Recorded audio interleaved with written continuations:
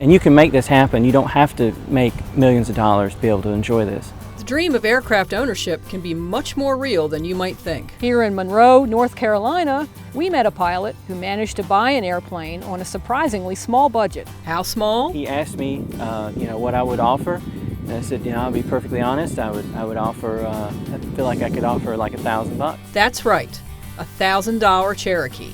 Joseph Atkins was looking for an affordable way to get an aircraft, and he noticed this Ramp Queen. The plane had been sitting for a couple years right over in the corner, and we'd always watched it and tried to see what it was doing over there, and we'd been checked on it, took the bird's nest out of the cowling and stuff, and finally just decided one day to give the guy a call. The owner had to stop flying about 10 years ago, but he did what he could to preserve the aircraft.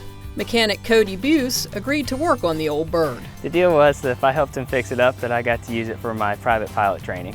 And surprisingly, there wasn't that much to fix. The stuff that we had to do was stuff that we had to do anyway. The hoses time out after so many years. We had to replace all those, but we knew that was going to happen going into it. It took months and about $2,500 in parts to get her airworthy. And then the first flight with an experienced Cherokee pilot at the controls. And I was a nervous wreck. I was completely white. A friend of mine was in the plane.